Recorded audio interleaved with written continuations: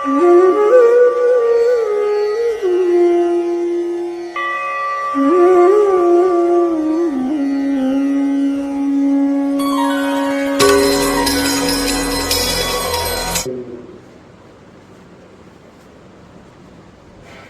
कबीर इस धराधाम में आकर के मानवता का संदेश दिए कि अय मानव तू महान है और तू ही भगवान है। मनुष्य को हटा दिया जाए तो भगवान किसे कहा जाएगा। इसलिए मनुष्य को सर्वोपरि उपाधि दी गई है। चारों खानियों में सर्वश्रेष्ठ मनुष्य। मेरे साहब कहते हैं, जो तू साचा बाणिया सांची हाथ लगाओ, अंदर झाड़ू दे के पूरा दूर बहाओ। साहब कहते हैं उदाहरण देकर के, अगर तू सच्चा बढ़िया है तो सच्ची हाट लगा। हाट कहिए बाजार। अपने बाजार में सच्चा सौदा बेचना, गलत सौदा नहीं बेचना। गलत सौदा बेचेंगे तो अगला ले जाएगा और उसको जब मालूम होगा तो आपका निंदा शिकायत होगी। इसलिए सच्ची हाट लगाओ। जो तू साचा बाणिया। यहाँ साहब कहते हैं, अगर तुम सत पथ पर चलना चाहते हो तो अपने मन वचन कर्म को सत मार्ग में ही लगाना। मन से कभी किसी का अहित मत सोचना, वचन से कभी किसी को गलत मत बोलना और शरीर से किसी के साथ गलत मत करना।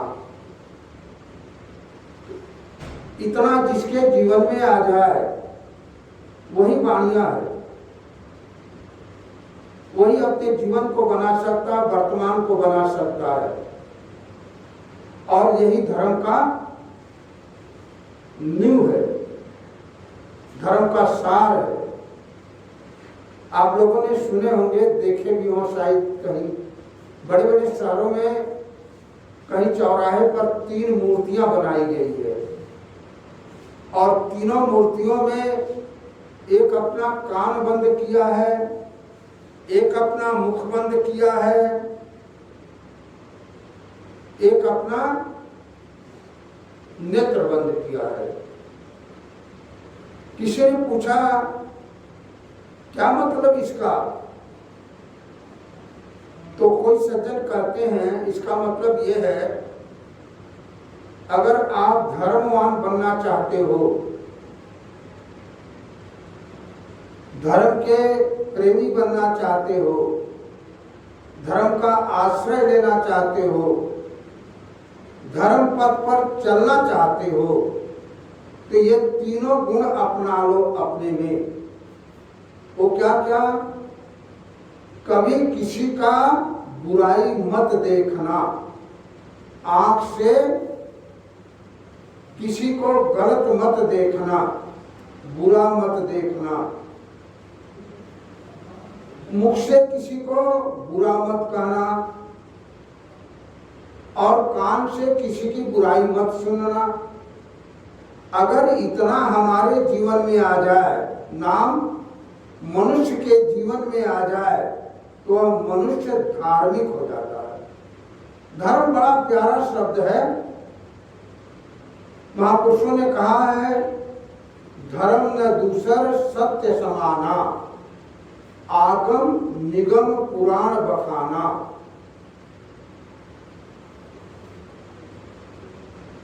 धर्म सत्य के अलावा कोई धर्म नहीं है।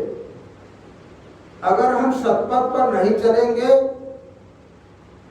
सच्चाई से कार्य नहीं करेंगे, तो मानिए कि हम धार्मिक नहीं हैं। धर्म पथ पर चलने वाले का कोई बैरी नहीं होता, कोई दुश्मन नहीं होता है, कोई उसका विरोधी नहीं होता। विरोधी होंगे, ये बात नहीं कि उसका विरोध करने वाले नहीं होंगे, लेकिन उसका विरोध नहीं कर पाएंगे। सत्य का कोई कैसे विरोध करेगा? सत्य तो सदगुरु कबीर ने कहा अपनी वाणी में, है जैसा रहे तैसा कहे कबीर विचार। एक किसी आदमी की आप निंदा शिकायत करो, उसको गाली दो, उसका अपमान करो, अगर वो समझदार है तो आप उसको गाली नहीं दे पाओगे, आप उसका अपमान नहीं कर पाओगे, आप उसकी निंदा नहीं कर पाओगे। और अगर समझदार नहीं है तो आपकी थोड़ी सी बात सुन करके वो तलमला जाएगा, क्रोधित हो जाएगा, मानवता से भटक जाएगा। इसलिए तो सदगुरु ने कहा, कोई बोले, कोई छोले, कोई डाले सिर धूल, कोई अस्तुत निंदा करे, कोई ज्ञानी कोई कूर। संसार में सभी आदमी किसी एक का महिमा नहीं गाए, और न तो सभी आदमी उसकी निंदा ही किए। कुछ लोग निंदक भी होते हैं और कुछ उसका प्रशंसा करने वाले भी होते हैं। जब राम और कृष्ण थे तो राम के कुछ निंदक भी थे और कुछ प्रशंसक भी थे। उसी तरीके से कृष्ण के बारे में कुछ निंदक भी थे और कुछ प्रशंसक भी थे, और ऐसा होता ही रहेगा। किसी एक आदमी का सारी दुनिया प्रशंसा करे और सारी दुनिया निंदा करे, ऐसा नहीं सुना गया है, ऐसा देखने में नहीं आता है। जिसके प्रति उसका हित होगा वो उसका महिमा गाएगा, और जिसका उसके प्रति अहित होगा वो उसकी निंदा करेगा, ये स्वाभाविक है। लेकिन वो विवेकशील आदमी, वो संत, वो गुरुजन, वो निंदा और किसी स्तुति से न तो वो फूलते हैं और न दुखी होते हैं।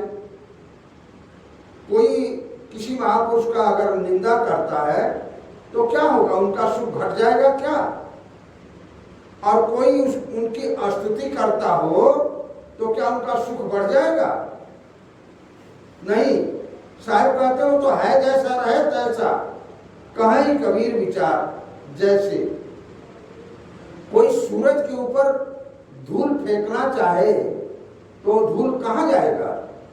सूरज के ऊपर नहीं पहुंचेगा, बल्कि वो धूल, वो कीचड़ अपने ऊपर आएगा। हम किसी महापुरुष का निंदा शिकायत नहीं कर पाएंगे क्योंकि वो निंदा शिकायत से ऊपर उठ गए हैं। वो किसी की महिमा प्रशंसा से ऊपर उठ गए हैं। ऐसे महापुरुष का कौन निंदा करेगा और कौन गाली देगा, कौन उसकी शिकायत करेगा? ये बात नहीं कि करेंगे नहीं, उनको गाली भी देंगे, उनकी शिकायत भी करेंगे और भरसक उनको मारने का भी प्रयत्न करेंगे, लेकिन उनको कोई शिकायत नहीं कर पाएगा, उनकी कोई निंदा नहीं कर पाएगा। क्यों? वो निंदा और स्तुति से ऊपर उठ गए हैं। यही मानवता का लक्षण है। यही सदगुरु कबीर कहते हैं, अगर तू साचा वाणिया है तो साची हाथ लगाओ। साची हाथ धर्म पथ पर चलते रहो और धर्म का संदेश देते रहो। धर्म का संदेश देंगे तो आपका मन, वचन और शरीर तीनों पवित्र होगा। अगर झूठ बोलेंगे, किसी का निंदा करेंगे तो हमारा मन अपवित्र होगा, और जब मन अपवित्र हो जाएगा, मन दूषित हो जाएगा, तो उसका असर हमारे वाणी पर आ जाएगा, और जब वाणी पर आ जाएगा तो वो धीरे धीरे शरीर पर उतर जाएगा। अभी मन से किसी की आप स्तुति करते हो या किसी की निंदा करते हो, किसी को मान लो निंदा कर रहे हैं, तो निंदा करते करते अभी तो मन पर है, अभी मन से उसकी निंदा कर रहे हैं, लेकिन धीरे धीरे वो वचन पर आ जाएगा, तो वाणी से भी इसको कठोर बोलेगा, कटु कहेगा, उल्टा सीधा बोलेगा, और जब वही शरीर पर आ जाएगा तो उसको भरसक मारने का भी प्रयत्न करेगा। लेकिन पहले तो उसकी मन अपवित्र हुआ।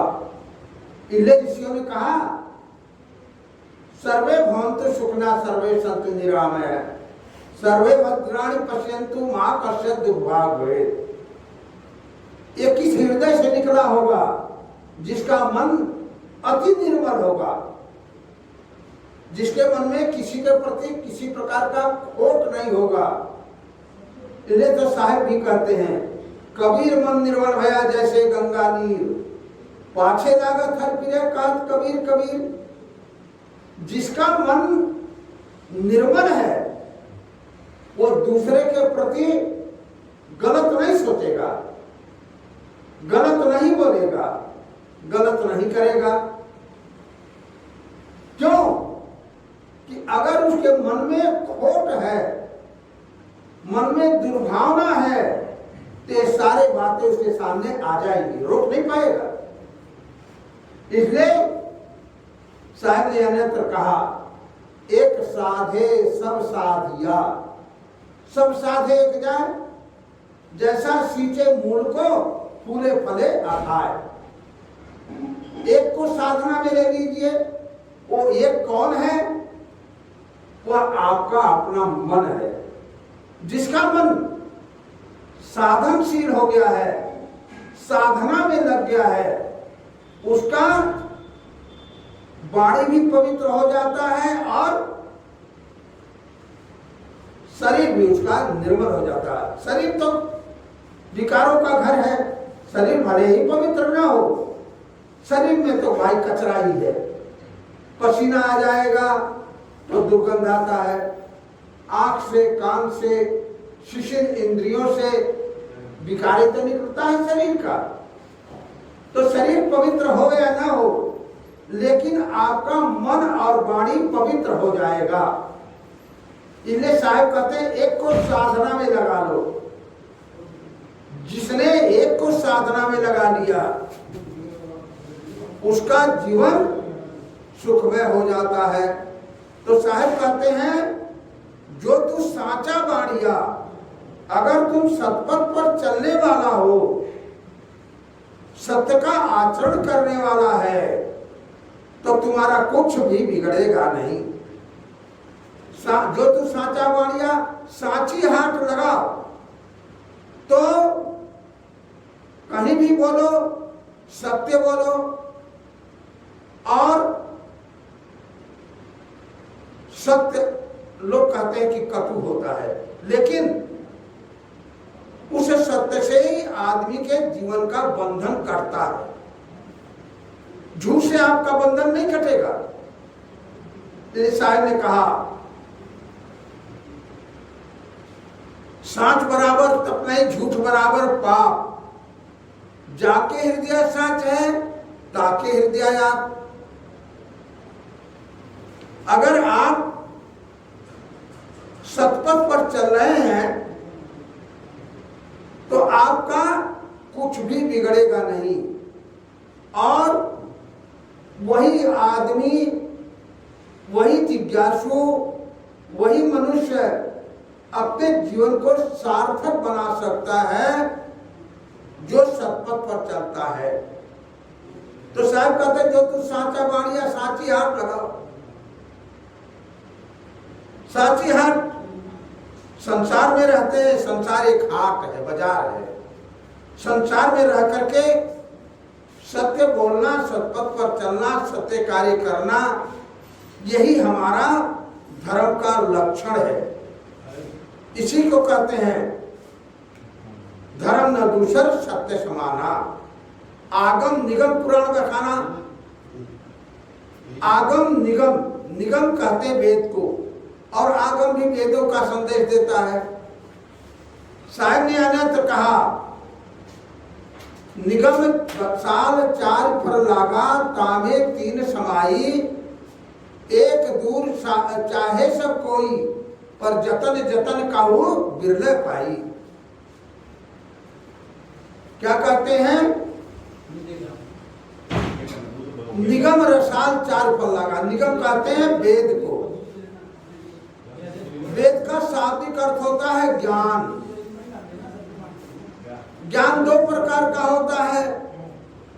एक अपने स्वरूप का ज्ञान कर लिया है तो वो सतपथ पर चलता है और सत चर्चा करता है, धर्म पथ पर चलता है। और एक होता है संसार का ज्ञान, कमाने खाने का ज्ञान, परिवार का भरण पोषण करने का ज्ञान। वो भी जरूरी है, जो संसार में रह रहा है तो उसके लिए भी उसको जरूरत है। क्योंकि आपका ज्ञान विचार अच्छा है, पढ़ाई लिखाई अच्छी है तो अच्छा पोस्ट मिल जाएगा, अच्छी नौकरी मिल जाएगी तो अच्छा आपको पैसा मिलेगा, और उससे आप अपने परिवार का भरण पोषण कर सकते हैं। अगर आपके पास पैसे की कमी रहेगी तो परिवार का भरण पोषण ठीक से नहीं हो पाएगा। इसलिए तो साहब ने कहा, द्रव्यहीन जैसे पुरुषार्थ, मन ही माही कमाई हो। जैसे द्रव्य के बिना हमारा पुरुषार्थ बाहर का नहीं हो पाएगा। बाहर आपको कुछ करना है, मानो आपको भंडारा करना है, मकान दुकान बनाना है, सेवा भक्ति करनी है, किसी को कुछ देना है, कपड़ा देना है या भेंट पूजा करना है, तो उसके लिए द्रव्य की जरूरत है।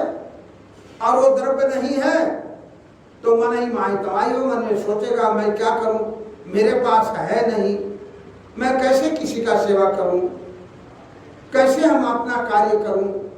तो साहब कहते हैं द्रव्यहीन जैसे पुरुषार्थ, द्रव्य नहीं है तो बाहर का पुरुषार्थ नहीं हो सकता। लेकिन धर्म को पाने में द्रव्य की कोई जरूरत नहीं है। सत्य को पाने के लिए द्रव्य की जरूरत नहीं है। अथवा दूसरे शब्दों से कहा जाए कि परमात्मा की प्राप्ति, परमात्मा की प्राप्ति के लिए द्रव्य की क्या जरूरत है।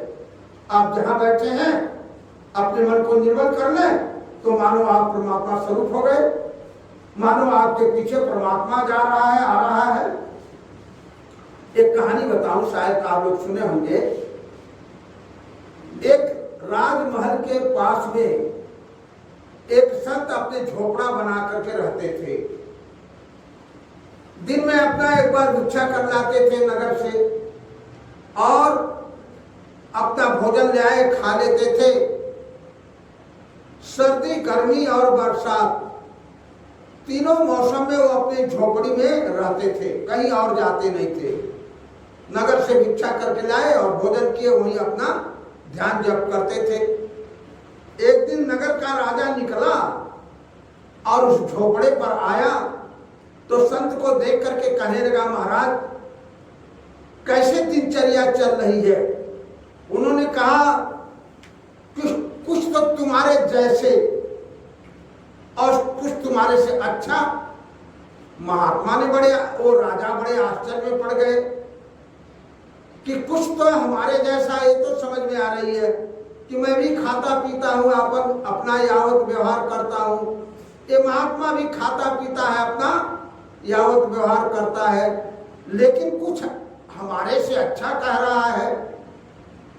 महात्मा से प्रश्न किया, महाराज कुछ हमारे जैसे आप कर रहे हो तो समझ में आ रही है, हम भी अपना जीवन निर्वाह कर रहे हैं, खाना पीना कर रहे हैं, आप भी खाना पीना कर रहे हैं, अपना जीवन निर्वाह कर रहे हैं, लेकिन कुछ हमारे से अच्छा आप कर रहे हैं। तो महात्मा ने कहा, राजन ये बताओ तुम्हें किसी प्रकार का चिंता होती है कि नहीं? राजा ने कहा, महाराज ये मत पूछिए, हमारे को तो रात दिन चिंता रहती है। कर्मचारियों को कैसे वेतन दिया जाए, नगर का व्यवस्था कैसे किया जाए, कर्मचारी सुचारू रूप से कैसे रहें, प्रजा को सुख शांति कैसे मिले, नाना प्रकार की चिंता रहती है। महात्मा ने कहा, तो मैं तुम्हारे से अच्छा हूं कि नहीं? मेरे को किसी प्रकार का चिंता नहीं है, रूखा फीका मिल जाता, भोजन कर लेता हूं, बड़े प्रसन्नता से झोपड़े में रहता हूं। तो राजा को ये समझ में बात आ गई कि महाराज आप ठीक कह रहे हैं कि कुछ तो हमारे जैसे आप हैं और कुछ हमारे से अच्छे हैं, और ये प्रकृति का नियम है, हकीकत में है यही कि संत अगर विवेकशील होंगे तो संसार से तो अच्छे हैं ही। उसी को महाराज कृष्ण ने कहा, नाम का अगर भेष लिया है, नाम वैराग्य 10 विप्राणाम, कर्म वैराग शतैरपि, ज्ञान वैराग मम देहि, त्याग वैराग ममो दुर्लभ। ये महाराज कृष्ण के वचन है। अगर नाम के वो संन्यास लिया है तो कहते हैं कृष्ण हमारे से 10 गुना अच्छा है, और अगर उसके अंदर कर्म भी करता है त्याग वैराग और भेष लेकर के, तो कहते मेरे से 100 गुना अच्छा है। और अगर त्याग वैराग उसके जीवन में है तो कहते मेरे समान ही है। पर त्याग वैराग मम दुर्लभ, त्याग वैराग मेरे को दुर्लभ है, क्योंकि मैं संसार में पड़ा हूं, और जो त्याग वैराग से संसार से त्याग करके अपने मन वचन कर्म को साधना में लगा दिया है, उसका वर्तमान धन्य हो जाता है। उसी को साहब कहते हैं निगम रसाल। निगम कहते हैं वेद। वेद में अर्थ धर्म काम और मोक्ष 4 प्रकार का पुरुषार्थ बताया गया है। तो इसमें 3 तो है पुरुषार्थ, अर्थ धर्म और काम, ये पुरुषार्थ है। इसका फल क्या है? मोक्ष। और उसको सभी चाहते हैं, शांति सभी चाहते हैं, सुख सभी चाहते हैं। तो साहब कहते हैं निगम रसाल 4 फलागा, तामे 3 समाई, एक दूर चाहे सब कोई, जतन जतन कहु बिरले पाई। एक बहुत दूर है, वो सुख और शांति, वो विवेक और वैराग्य बहुत दूर है, लेकिन उसको सभी चाहते हैं। सुख कौन नहीं चाहता है? प्रत्येक आदमी सुख चाहता है, प्रत्येक आदमी शांति चाहता है, कोई दुख नहीं चाहता है, कोई अशांति नहीं चाहता है, लेकिन वो बहुत दूर है, पर उसको सभी चाहते हैं। एक दूर चाहे सब कोई, जतन जतन कहु बिरले पाई। बहुत परिश्रम करते हैं तब कोई बिरले को मिलता है। इसलिए साहब कहते हैं जो तू साचा बाड़िया, साची हाट लगा। अगर तू सच्चा वैरागी है, बढ़िया है, तो साचा हाट लगा। अपने उस बाजार में सच्चा सौदा करो और सच्चा सौदा बेचो, क्योंकि सच्चा सौदा करोगे तो सच्चा सौदा बेचोगे, अगर झूठ का सौदा करोगे तो झूठ का सौदा बेचोगे। इसलिए साहब आगे कहते हैं अंतर झाड़ू दे के अपने अंतःकरण में जो विकार आते हैं उसको धीरे धीरे निकालो। अंदर झाड़ू दे के, कौन झाड़ू? विवेक रूपी झाड़ू दे करके, और भ्रम कल्पना रूपी कचरा को निकाल दो। ये भ्रम कल्पना रूपी कचरा विवेक रूपी झाड़ू से निकाला जा सकता है। अगर विवेक नहीं है तो भ्रम कल्पना हमारी दूर नहीं होगी, और भ्रम कल्पना दूर नहीं होगी तो हमारे जीवन में शांति कैसे आएगी, हमारी अशांति कैसे दूर होगी। इसलिए विवेक रूपी झाड़ू से भ्रम और कल्पना रूपी कचरे को निकाल करके बाहर करो। और जब वो कल्पना निकल गया तो साहब कहते हैं जैसा रहे तैसा काहे कभी विचार। तब उसका जीवन कैसा है, वो पारक हमेशा उसको परखते परखते और उस भूमिका पर टिक जाता है। और उस भूमिका पर टिकने के बाद उसको किसी प्रकार के अशांति नहीं आती, किसी प्रकार का हानि नहीं होता है, किसी प्रकार का उसके जीवन में विषाद नहीं आता है। इसलिए प्रत्येक आदमी को संत गुरुजनों का सानिध्य लेकर और अपने वर्तमान को सुधारना चाहिए। बिना गुरुजनों का सानिध्य मिले, बिना धर्म का आधार लिए आपका वर्तमान सुधरेगा नहीं। और अगर वर्तमान नहीं सुधरेगा तो भविष्य आपका दुखमय होगा। इसलिए भविष्य हमारा दुखमय न हो तो वर्तमान को आप निर्मल बनाइए, शुद्ध बनाइए। और जब आपका वर्तमान शुद्ध हो जाएगा तो आपका भविष्य भी बन जाएगा। जिसका वर्तमान बिगड़ जाएगा उसका भविष्य धोखे में है अथवा दुखमय हो जाएगा। ले साहब कहते हैं अंदर झाड़ू देके अपने अंतःकरण रूपी विवेक रूपी झाड़ू से अंतःकरण रूपी के विकार को, अंतःकरण में चित्त चतुष्टय कहते हैं, चित्त, बुद्धि, मन और अहंकार, इसको शुद्ध करने के लिए विवेक की आवश्यकता है। इसलिए जिसके जीवन में विवेक होगा उसका जीवन उतना ही सुखमय होगा। जितना हमारे जीवन में विवेक होगा उतना ही हमारा जीवन सुखमय हो सकता है। अगर विवेक नहीं है तो हम पदे पदे पर भटक जाएंगे। जहां कोई कहेगा वहीं हम भटक जाएंगे, वहीं हम अपने पद से विचलित हो जाएंगे। और विवेक है तो आप कभी विचलित नहीं होगे। इसलिए विवेक कहते हैं ना, विवेकी संत बसे जय देश।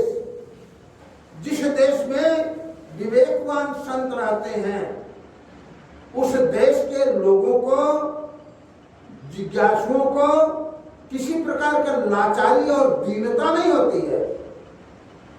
उनका जीवन सुखमय हो जाता है। इसलिए आप विवेक को संग्रह करिए। जितना विवेक को आप संग्रह करेंगे उतना ही आपका वर्तमान सुखमय होगा। सदगुरु के उदाहरण देकर कहते हैं, जैसे कहते हैं औधे घड़ा नहीं जल बूढ़े, सीधे सो जल भरिया। जैसे घड़ा औधा करके और आप मैदान में रख लीजिए, रात दिन वर्षा होती रहे तो क्या उस औधे घड़े में कोई एक बूंद पानी आएगा? आप कहेंगे नहीं आएगा। इसी तरीके से औधा घड़े के जैसे हम संसार में काम, क्रोध, लोभ, मोह, अहंकार में उसी में रचे पचे हैं। और विवेक, वैराग, गुरु भक्ति, दया, क्षमा, संतोष, धीरज, विजय, विवेक, वैराग, गुरु भक्ति, इसका हम तिलांजलि दे रहे हैं। तो हमारे जीवन में शांति कैसे आएगी?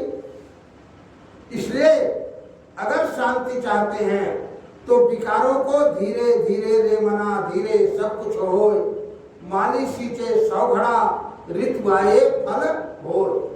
धीरे धीरे एक एक विकार को खान पान शुद्ध करिए, रहन सहन शुद्ध करिए, बोल विचार शुद्ध करिए, तो धीरे धीरे आपका विवेक बढ़ते जाएगा। और जितनी मात्रा में आपका विवेक बढ़ेगा उतनी मात्रा में आप सुखी हो जाएंगे। ले साहब कहते हैं, जो तू सांचा बाड़िया सांची हाथ लगाओ, अंदर झाड़ू दे के पूरा दूर बहाओ। पूरा रूपी विकार को धीरे धीरे विवेक से हटाते जाइए, जो शेष बचेगा वही आपका अपना स्वरूप है, वही आपका अपना अस्तित्व है। वह कभी मिटता नहीं है, उसका कभी नाश नहीं होता है। शरीर सदा नहीं रहता है, तो जो सदा न रहे उसका आप चिंता न करिए, जो सदा रहे उसका आप विवेक विचार करके उस पर टिकिए। एक कहानी कहकर अपनी वाणी को मैं विराम दूं। कहते हैं एक बार एक संत किसी नगर में गए, वहां का नगर का राजा सुना कोई संत आ रहे हैं, तो अपने मंत्री और साथियों के साथ संत के आगमन के लिए गए। वहां से उनको बाजे गाजे के साथ ले आए और ले आकर के अपने सिंहासन पर बैठा दिए। बैठाने के बाद सब लोग बैठ गए, तो राजा ने प्रश्न किया, महाराज मेरे मन में बार बार विकार उठता है, कभी क्रोध का विकार, कभी काम का विकार, कभी लोभ का विकार, कभी अहंकार का विकार। महाराज मेरा बंधन कैसे कटेगा, मेरा बंधन कैसे छूटेगा। महात्मा ने कहा, हे राजन, जो कभी कभी आता है उसका चिंता मत करो, जो सदा रहता है उसको जानो। राजा ने कहा, महाराज मैं तो समझ नहीं पाया कुछ, सदा क्या रहता है। तो महात्मा ने कहे, क्या तुम्हारे अंदर हमेशा अहंकार रहता है, हमेशा लोभ रहता है, हमेशा काम रहता है, हमेशा क्रोध रहता है। तो राजा ने कहा, नहीं महाराज, ये तो कभी कभी आता है। तो महात्मा ने कहा, इसका फिर चिंता छोड़, तो जो सदा रहता है उसका चिंता कर, उसको जान, उसको समझ, और तेरा जीवन धन्य हो जाएगा। तो राजा ने कहा, महाराज फिर भी समझ में नहीं आई, सदा क्या रहता है। तो आप स्वयं विचार करके देखिए, आपके शरीर में सदा क्या रहता है, वो चेतन सत्ता, वो जीव आत्मा। विकार तो कभी आता है, तो विकार का चिंता न करिए, आप उस चैतन सत्ता का विवेक से आत्मसात कर लीजिए। और यदि आप विवेक से आत्मसत्ता का आत्मसात कर लेंगे, तो आपके जीवन का सारा दुख समाप्त हो जाएगा और आपका वर्तमान धन्य हो जाएगा। इसलिए मेरे बंधुओं, इस कार्य करने के लिए हम लोगों को आज अवसर मिला है, मनुष्य का शरीर, और ये मनुष्य के अलावा और कोई नहीं कर सकता है। पशु पक्षी तो अपना जीवन निर्वाह करते हैं, लेकिन उनके अंदर विवेक नहीं है।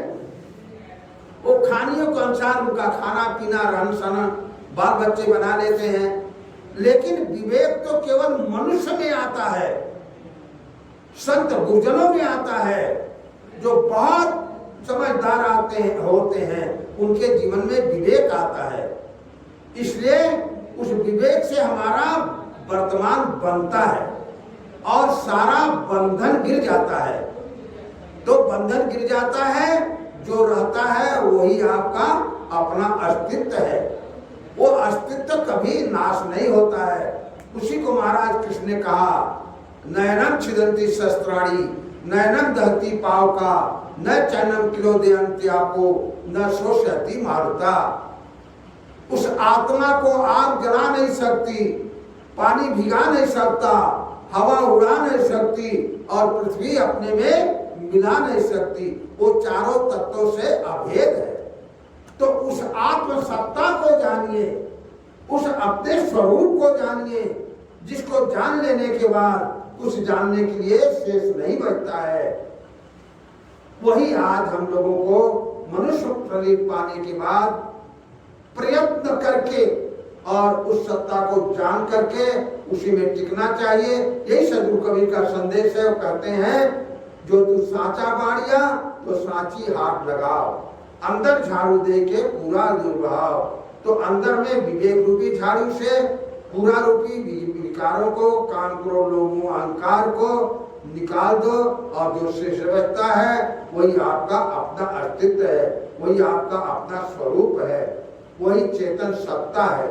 उसको जानने के लिए सत्संग की आवश्यकता है। इसलिए जहाँ तक हो सके सत्संग में जा करके इन बातों को समझने के लिए कोशिश करें। यही मनुष्य शरीर पाने का लाभ है। ऐसा जो करता है उसका जीवन धन्य हो जाता है, उसका वर्तमान बन जाता है, उसका भविष्य निर्मल हो जाता है। इन्हीं बातों से मैं विराम दूं, इन्हीं वाणियों से मैं विराम लेता हूँ। बोलिए श्री सद्गुरुदेव की जय, संत समाज की जय, भक्त समाज की जय, नगर बस्ती की जय, अपने अपने गुरु महाराज की जय। बोलिए सद्गुरु श्री कबीर साहेब की जय। साहेब बंदगी, साहेब बंदगी, साहेब बंदगी। जय जय सद्गुरुदेव।